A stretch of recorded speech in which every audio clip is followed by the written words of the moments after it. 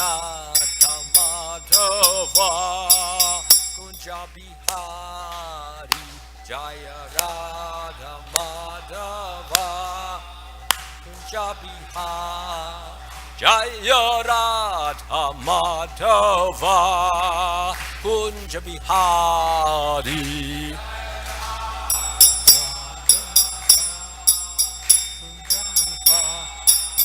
Jaya Gopi Janavalabha Girivaradari Gopi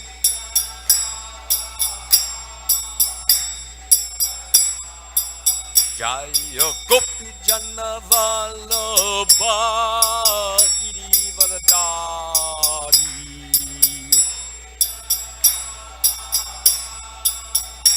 Varadari Yasuda Nandana Vijana Ranjana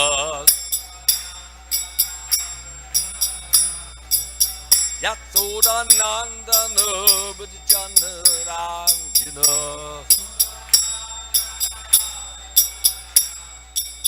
Yamuna Tera Vanachari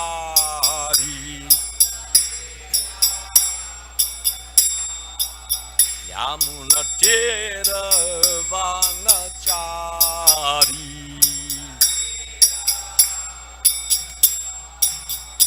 Hare Krishna Krishna Krishna Hare Hare Hare Rama Ramu Hare Hare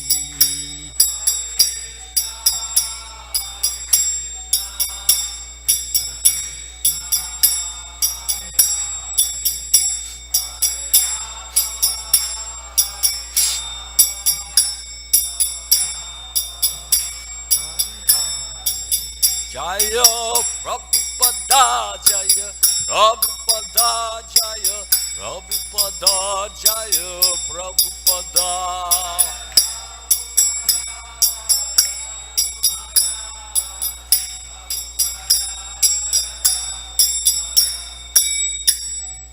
Jaya Vishnupad Paramahansa Parivjakacharya Astatara Sati Shri Srimad His Divine Grace A.C. Bhaktivedanta Swami Srila Prabhupada Ki ISKCON Founder Acharya Srila Prabhupada Ki Jai Jai Om Vishnupad Paramahansa Parivjakacharya Astatara Sati Shri Srimad His Divine Grace Srila Bhaktivedanta Saraswati Goswami Maharaj Ki Jai Anantaguri Vaishnava Vrindi Ki Jai All glories to the assembled devotees All glories to the assembled devotees All glories to the assembled devotees.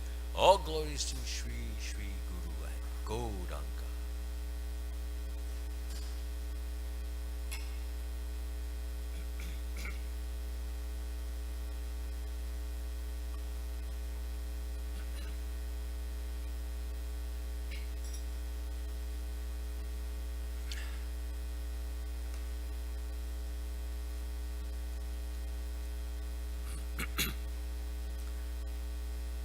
Om Namo Bhagavate Vasudevaya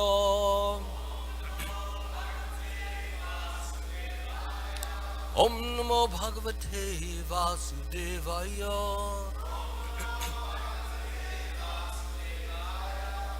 Om Namo Bhagavate Vasudevaya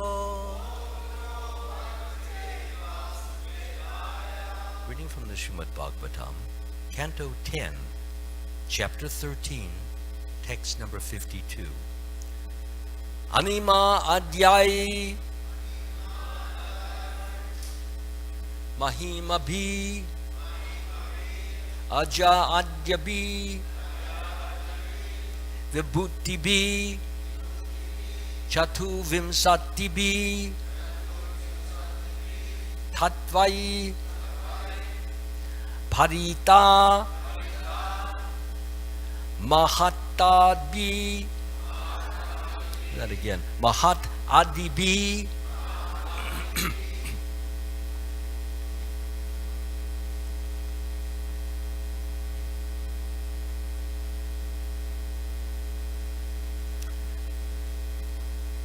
Animadyar Mahima Bir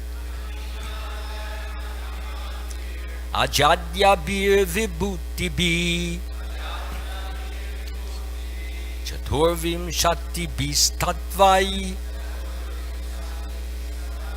Parita Mahad Adibi Animadyar Mahima Bir Ajaya Bir Vibhuti Bi Chaturvim Shati Bistatvai Parita Mahad Adibi Animadyar Mahima Bir Ajadya Bir Vibhuti Bi Chaturvim Shati Bistatvai Parita Mahad Adibi. Please chant.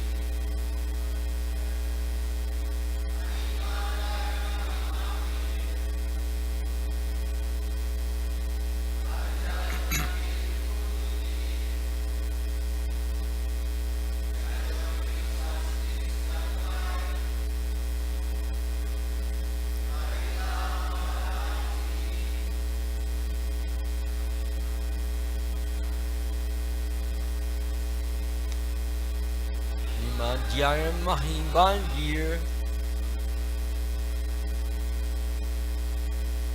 Ajadya Bir Vibhuti Bi Chaturvi Shati Bistatvai Parita Mahad Adibi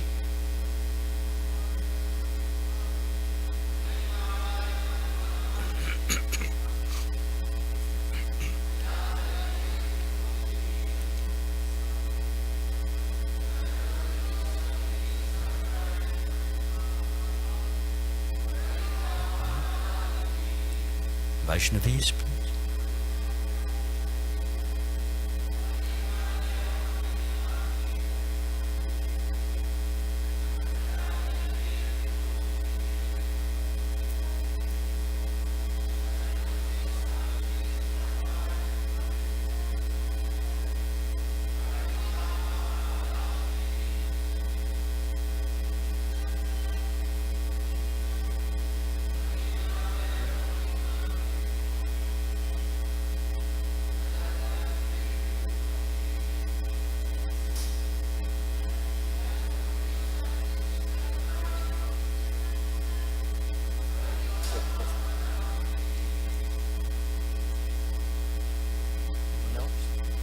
Any other on the male side?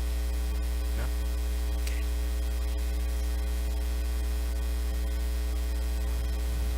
Anima Adyai, headed by Anima. Mahima B, by opulences. Aja Adyabi, headed by Aja. Vibhuti B, by potencies. Chatu Vim Shati B, 24 in number. Tatvai, by elements for the creation of the material world. Purita, all the Vishnu Murtis were surrounded. Mahat Adibi, headed by the Mahat Tattva.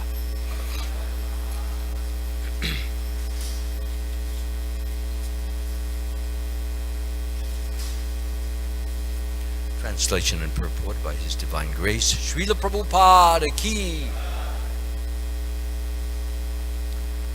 All the Vishnu Murtis were surrounded by the opulences headed by Anima Siddhi, by the mystic potencies headed by Aja, and by the 24 elements for the creation of the material world headed by the Mahatattva.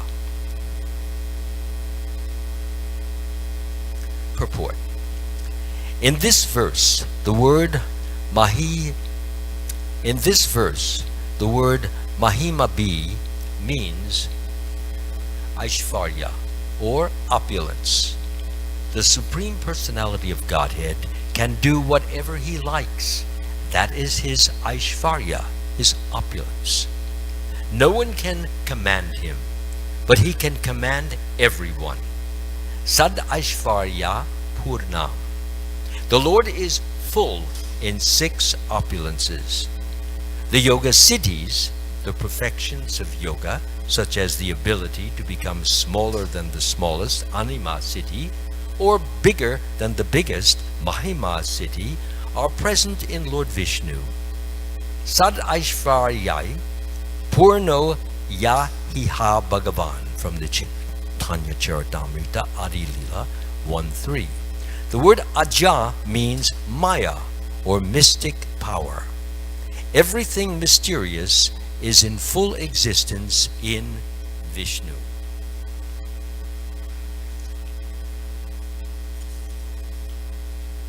The 24 elements mentioned are the 5 working senses, Pancha Karmendriya, the 5 senses for obtaining knowledge, Pancha Jnanendriya, the 5 gross material elements, Pancha Mahibhuta, the 5 sense objects, Pancha Tanmatra, the mind or Manas, the false ego Ahankara, the Mahatattva, and material nature Prakriti.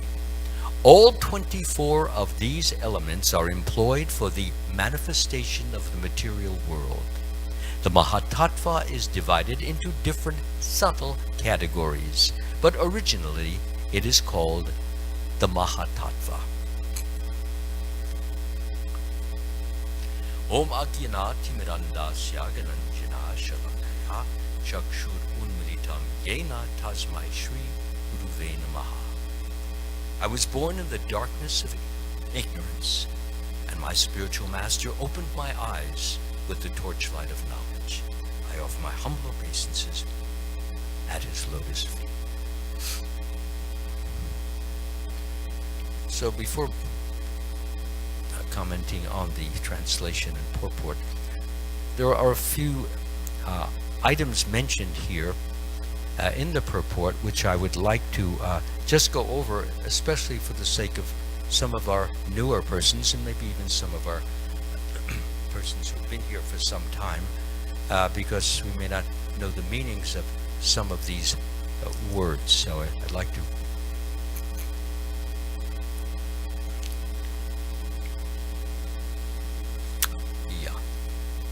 The 24 elements mentioned are the 5 working senses.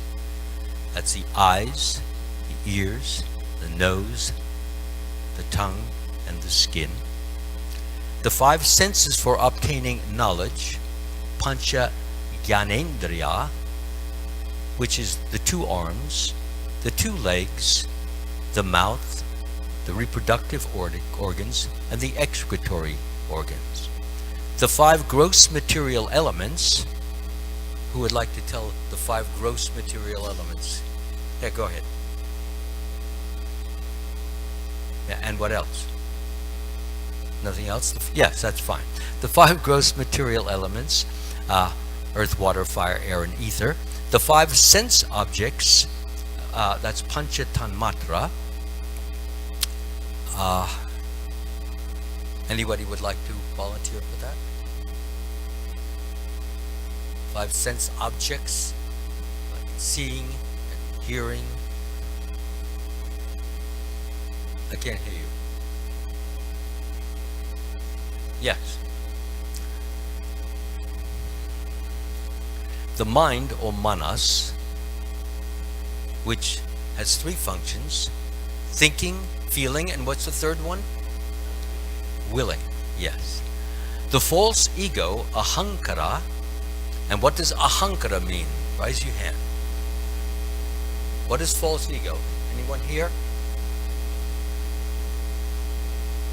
Huh? Go ahead. Means what? Not? Yeah, what? Not literally. The meaning that Prabhupada generally gives in his book, ahankara, which means the false ego. So what does it mean when we speak of false ego? There's a real ego, which is the soul. And what is the false ego? Okay, it is the belief that we are the body, or I am that body. Okay, that's false ego. And the extensions of the false ego are anything that belongs to the body. You have a car, you think you are related, connected to the car, and if anything threatens the car, we feel we are threatened. That's the extension of the false ego. Or our home, or our children, anything that's connected to the body, which is in any way jeopardized or threatened, we feel we are threatened. But if anything which pampers or pleases or soothes the body, or any of the extensions of the body, we feel soothed. We enjoy that. We feel satisfied by that. For example, a person sees our new car, and a person says, "Oh, what a beautiful car that is." So we feel very happy. I'm not saying everybody here, but generally speaking, we feel happy because, in effect, we're feeling or thinking that he's praising me. Actually, it's just a piece of metal, and in a few years it'll be a piece of junk. But we feel, and we won't want to identify with it at that time when it's just junk. But presently it's brand new, it's shining, it's sparkling in the sunshine, and it's praised. We feel praised. When we feel praised, we feel good. And that's because the essential or basic motivation we all have is to be a lord in this world. And being a lord means several things. Feeling important, feeling valuable, feeling glorious, feeling laudable or applaudable, being revered or looked up to, being honored, being celebrated. These are all instrumentations of lordship. In other words, we get to feel we're bigger, better, greater, higher, grander than perhaps others who are inferior. In other words, a sense of lordship means to feel superior to others who are less capable or less able. So lordship is what people come into this world for. And when we get an opportunity to feel lordship, that makes us happy. And when we have perhaps not an opportunity to feel that we are not a lord, or perhaps somebody threatens our lordship, insults us, looks down upon us, condemns us, perhaps injures us, harms us, this is a takedown to our lordship. It means that we are less than perhaps what we thought we were. So lordship means going up, up, up materially, and removing lordship means goes down, down, down materially. So this is an important principle. It governs the life of every person living in the material world. The object or target or goal of the devotee is to destroy this false ego, so that the real ego can shine, can manifest, and manifest its true glory, which it receives from the super soul. So this false ego is always, it's like a balloon. It loves to be inflated. Give me more praise, more honor, more applause. I love what I'm hearing. So that, of course, is destructive to a devotee. A devotee actually considers these things as totally, not only worthless for himself, but deserving to the Supreme Lord, who is truly fit to receive all that glorification, because the source of all opulence is the Supreme Lord, as we see in this particular chapter and in this particular part of the book. So God deserves it all. And thus when a devotee receives this adoration, this distinction, this glorification, this profit, this celebrity, what does he do? How does he deal with this? A devotee deals with this by actually disengaging his mind from it. In other words, instead of, when he receives these honors and distinctions and glorification and praises, instead of keeping them, as so many of our leaders in the past had done, and literally poisoning the soul by putting more and more covering over the soul, which made it more and more illusion. Instead of doing that, what the devotee does is that instead of doing that, when he receives the praise, when the honor comes to him, when the distinction and glorification comes to him, in his mind, he considers this to not be his. This belongs to Krishna. The only reason I'm manifesting it is because Krishna is enabling me to. He's allowing me to. He's arranging for me to. And therefore, I accept it on his behalf, on my spiritual master's behalf. And so be it. It's yours, Srila Prabhupada.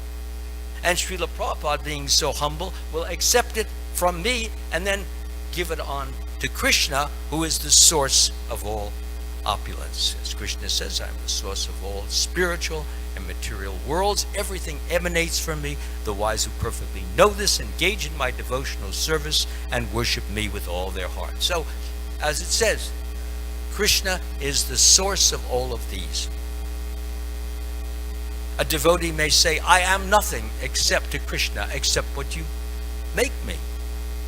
I have nothing except what you give me. I know nothing except what you teach me.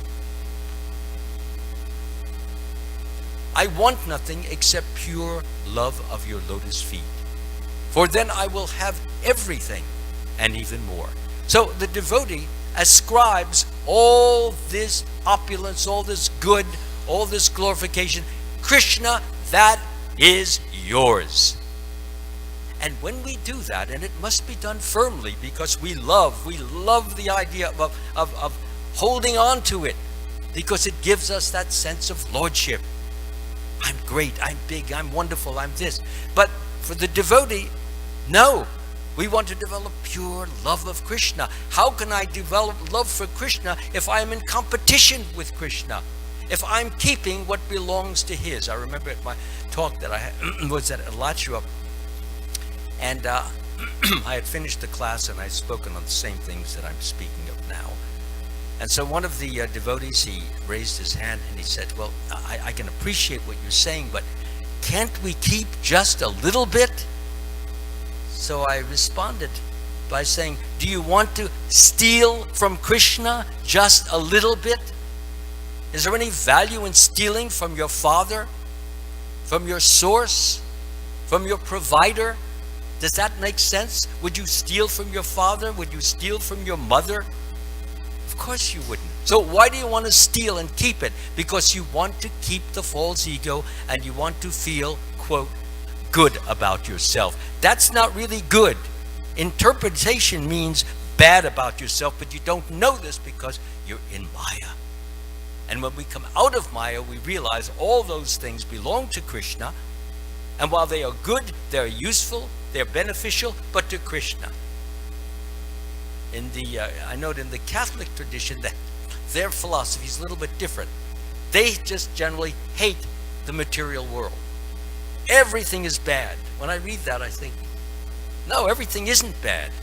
Because everything that's in this world, first of all, it's of Krishna. It's of God. And second of all, it can be used in God's wonderful, glorious service. So why is it bad? A knife can be good or bad according to how we use it. If we use the knife to cut bread, it's good. If we use the knife to cut someone's throat in murder, it's bad. So everything depends in the material world on how we use it. And that's what we always have to be concerned about. This is the process of discrimination. Knowing what is useful, what is not useful. What is good, what is bad. What has value, what has no value. What is harmful, what is helpful. So this is the process of purification. As a devotee becomes more and more purified, he gains that discriminatory knowledge from Krishna, who's in the heart. To those who are constantly devoted to serving with love, I give them the understanding by which they may come to me. To show them special mercy, I, dwelling in their hearts, destroy with the shining lamp of knowledge the darkness born of ignorance. So Krishna dispels the darkness. He's there. And the more effort we make, the more we pray, the more we beg Krishna, please, I am dumb, I am stupid, I am fallible, I make mistakes, I cheat, I'm in illusion, I have imperfect senses, I'm totally worthless without your help. And as soon as I think I don't need your help, I'm really in trouble. So the devotee, and as we can see from the wonderful prayers throughout the Bhagavatam and the Chaitanya Charitamrita, they are always in this mood, in this position, that they feel stupid, they feel dumb, they feel irresponsible. But that's why they depend so firmly, so intensely on the mercy of God. As soon as we start to think of ourselves as great, as wonderful, as glorious, we're in trouble. Because we no longer want to depend upon God. We want others to depend upon us. And if we want others to depend upon us, then we're in the lordship position, which will not last very long. Certainly we'll die with the body. And most likely we would die far long before the body dies. So it is not useful to be in this lordship position. However, sometimes you can't avoid it. Some of us has gifted intelligence, gifted abilities. So how can we help? People are going to praise us. People are going to honor us. People are going to glorify us. So what do? Say, no. Prabhupada never said like that. Anytime Prabhupada received the praises, he nodded his head and offered it off to his Bhaktisiddhanta Saraswati Goswami Maharaj. When anyone offered Prabhupada a gift, he said, no, I don't need the gift. He accepted everything as coming from Krishna.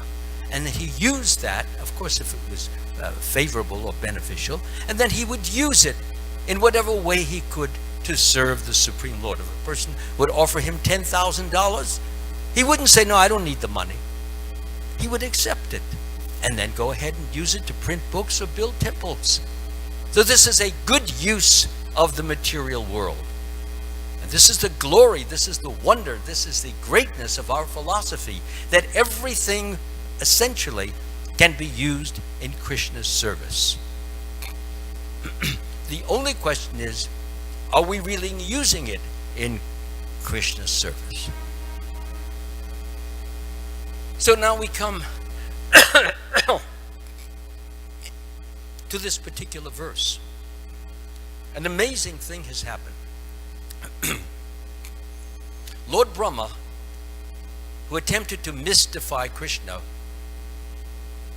by comparing his mystic power with Krishna's mystic power, by stealing the cowherd boys and the calves, with the intention of trying to find out if after he stole them and hid them and put them in a trance, would Krishna find them?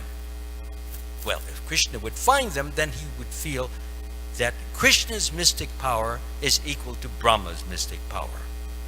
And if he didn't find them, then he would continue to have this doubt that is this little cute, lovable, adorable, huggable, embraceable little boy, is he really the Supreme Lord?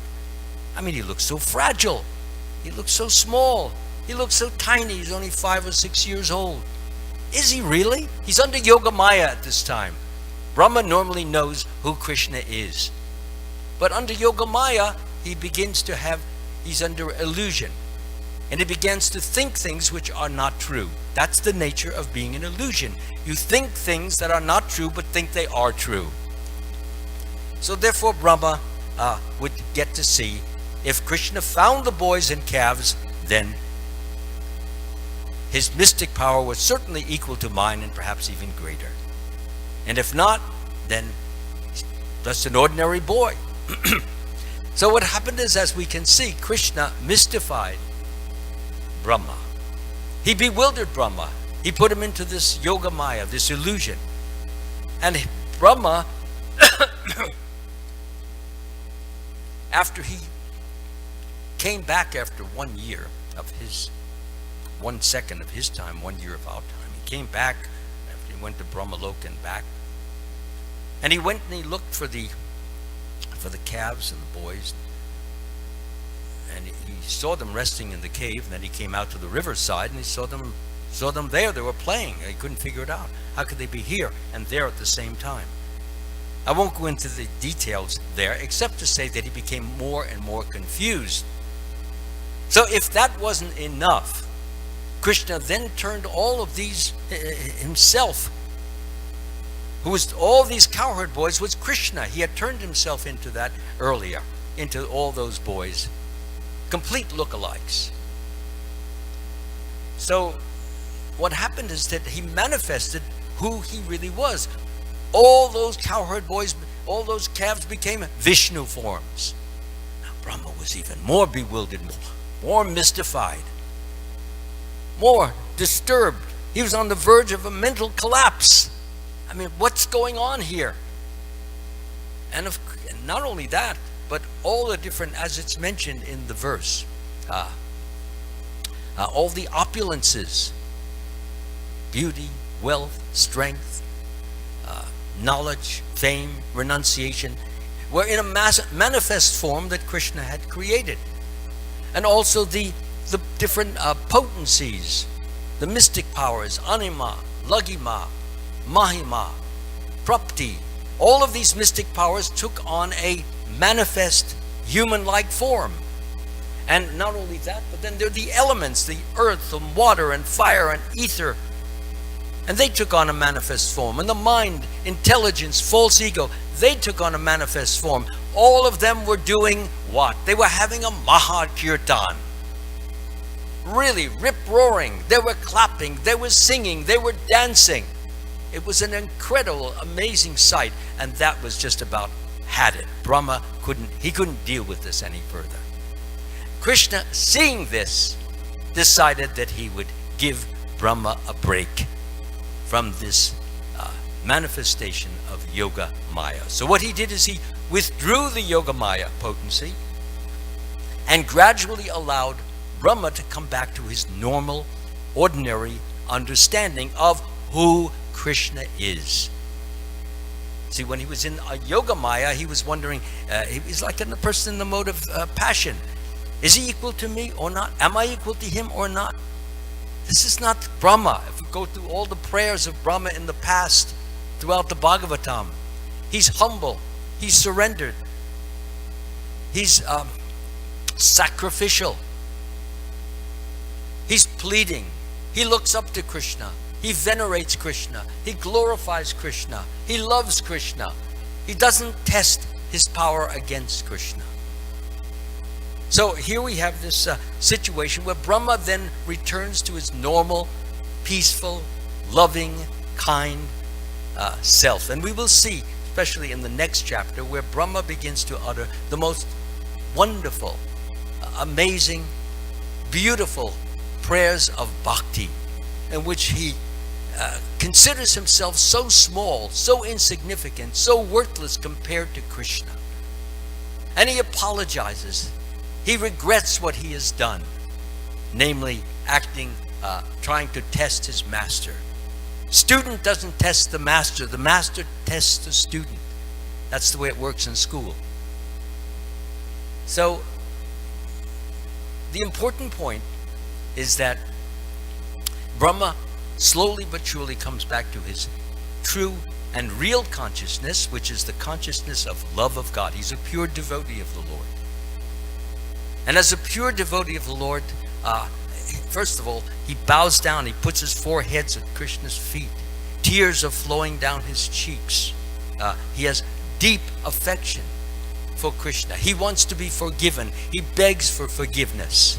This is the real Brahma, and this is what we have to emulate, not the earlier Brahma who is under Yoga Maya. So Brahma begins to talk in those prayers, and he begins to talk about how anyone with power, anyone who has great value in a society or a community, anyone who is illustrious or is glorifiable, as he himself refers to himself, like myself, all the demigods, they all look up to me. They all bow down to me. They pray to me. So I got puffed up. Anyone who has that will get puffed up. But the solution is, and it's so important, I myself, I like giving this talk because it reminds me of what I must do, because if I don't do it, I will fall down, like so many sannyasis have. Most of the sannyasis in this movement over the years have fallen down because they failed to do just what I've talked about. They failed to give the glory, give the reverence, give the honor, give the distinction, give the glorification. Prabhupada, it's yours. Whatever people are seeing in me, you gave it to me by your mercy, by your grace, by your love. And therefore, if I give this to you as my love offering, as Krishna says, whatever you do, whatever you eat, whatever you offer or give away, do it as an offering unto me. In this way you'll be freed from the bondage to work and its auspicious and inauspicious results. With your mind fixed on me in this principle of renunciation, you will come to me without a doubt. So this is Krishna's promise. And if we all heed that wonderful instruction, this is not for me, this is for you. And we often have to accept the fact that our natural tendency is to keep it. And if we keep it, we poison our soul. In other words, you put poison over the soul. That's the covering. I'm great, I'm wonderful, I'm marvelous. And what happens is that if we are in that mentality and somebody insults us, or somebody downs us, or puts us down, or somebody looks down at us, or somebody criticizes us, we become upset, we feel threatened, we feel our little false ego is about to shake and totter. How to avoid this? No false ego. Then there's no shaking. Then there's no threat. Then there's no difficulty. Then there's no problem, because we know who we are. We're down on the ground. Lord Chaitanya says we should chant the holy name of the Lord in a humble state of mind, thinking ourselves lower than the straw in the street. One should be more tolerant than a tree, devoid of all sense of false prestige. And we should be ready to offer all respects to whom? Others, yes. And if we are in that mentality, there can be no fall down. Fall down comes by drinking the poison. Going up means spitting out the poison or getting rid of the poison and simply holding on the humility, the modesty, the unassumingness. I'm nothing, I'm insignificant, I'm worthless, I'm useless, but with Krishna's mercy, so many wonderful things can happen. So many people can become self-realized, God-realized, and I welcome, I beg you, my Lord, to use me as such an instrument so that I can feel the joy, the happiness, the fulfillment of watching others become God-realized. That is my joy, that is my happiness, that is my goal, that is my all. Thank you very much. Hare Krishna.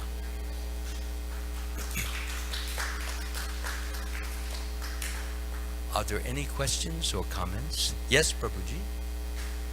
Bring the mic, someone, please. Yeah, we have to get the microphone so people on the internet can hear your question.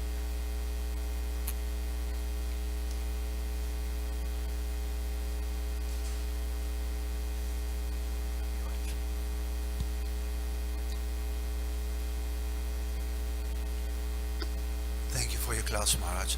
I have a question Yeah. and a comment. The question is, what means aja in the purport? It's defined in it's actually defined in the purport as I'll find it.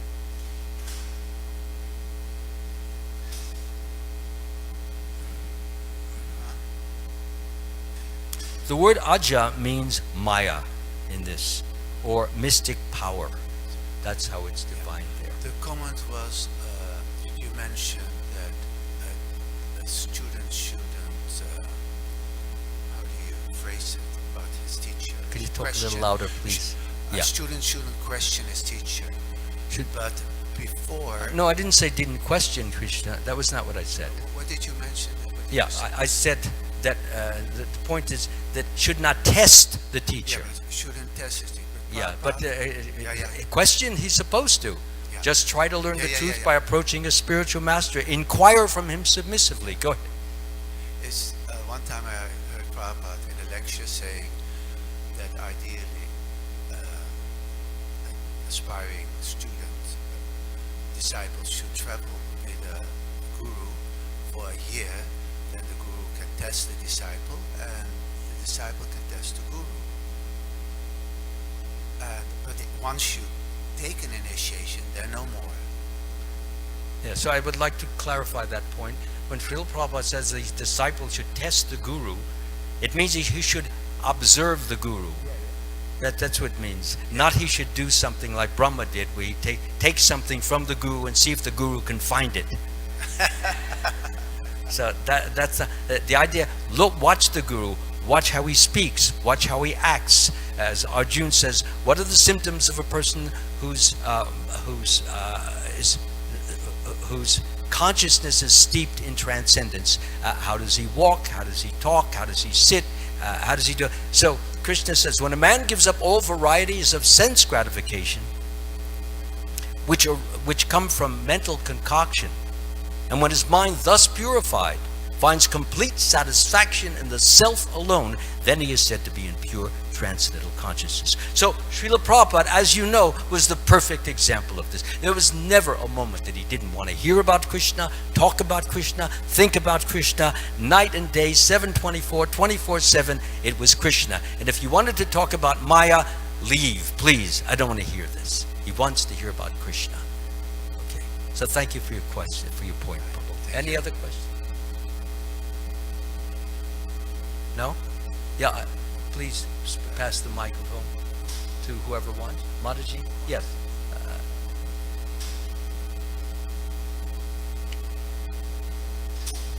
I thought a great deal in my life about when people fall down, that it is due to pride, certainly. But then I've also observed that sometimes it also has to do with... A little louder, please. So it seems to me that it sometimes also has to do with their having their relationships with their god brothers in balance. That, I mean, of course, that's a pride issue, but also to be able to have emotional intimacy with other people. That I think that's a key element for being able to remain in your position. You know, that your emotional needs are met, and that would be in relationship to senior god brothers who are of your caliber. So I was just thinking that that's also a very key element for you know, being able to remain in whatever ashram you're in. In relation to god brothers, god sisters, the position of each and every devotee should be one of eagerness to serve them. That's our position. And if we are eager to serve them, eager to please them as our service to Krishna, it doesn't stop at the god brother and say, Krishna says, whatever you do, do it for me, he said. He's not saying do it for the... Yes, do all these services, but don't do them in a vacuum. Do them for me. because I am your mentor. I am your creator, so to speak. I am your manifester. I am the one who will give you God realization. So yes, glorify your spiritual master to the max, because your spiritual master is representing me, Krishna says. And if you do this, I will be pleased. And being pleased, I will give you my grace, so that you will continue advancing. So yes, we must show respect to one another. We should show honor to one another. We should show appreciation to one another. We should be grateful to one another, because all of us are helping each other in the process of developing God realization. And feeling that you're helping me, you're helping me, you're helping me. When I have that, how will I respect, how will I interact with you? With a feeling of gratitude. And if I have gratitude, you will feel gratitude towards me as well. And that creates a harmony. It creates a serenity. It creates a pleasantness in the relationship. And when we have that kind of peacefulness, it's very easy to go on doing devotional service. So I think it's gotten late enough. Thank you I for want a to very thank you all nice very class. much. Hare Krishna.